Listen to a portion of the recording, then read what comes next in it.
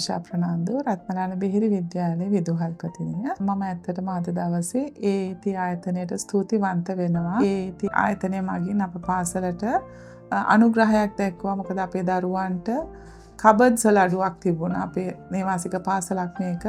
ඒ කබඩ්ස් වල අඩුව කිව්වට පස්සේ මට ඒටි ආයතනය මගින් දරුවන්ට කබඩ්ස් 8ක් ගෙනත් දුන්නා. ඒ වගේම අපේ ජාතික කණ්ඩායමට තේරිච්ච දරුවට අපිට සම්පූර්ණ ඇඳුම් සෙට් එකම ඒටි ආයතනය මගින් අපිට පරිත්‍යාග කර එකට ගොඩක්ම ස්තුතිවන්ත වෙනවා.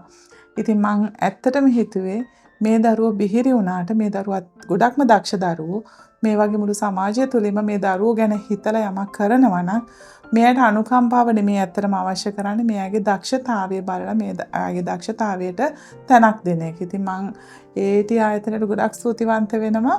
මට පුංචි අදහස් ටිකකුත් අද හම්බුණා. ඒ කියන්නේ මේගොල්ලන්ට පරිගණක අංශයෙන් මේගොල්ලන්ව ඉදිරියට යවන්න හැකියාව තියෙන. ඒ වගේ පොඩි අදහස් ටිකකුත් හම්බුණා. ඉතින් මම ගොඩක්ම ස්තුතිවන්ත වෙනවා සමාජයට. කියන්නේ මේ වගේ හැමෝම එකතු වුණොත් අපිට බිහිරි ප්‍රජාව පහළට යන්නේ නැහැ. අපි සාමාන්‍ය අය වගේම මේගොල්ලොත් සාමාන්‍ය සමාජගත වෙලා හිටීවි. ඒක නිසා අපි සියලු දෙනාම එකතු වෙලා අපි රටක් ජාතියක් හැටියට මේ දරුවන්ට උදව් උපකාර කරමු. මේගොල්ලන්වත් සාමාන්‍ය දරුවෝ හැටියට සාමාන්‍ය මිනිස්සු හැටියට මේ ලෝකේ තියන්න අපි එයාට උදව් කරමු.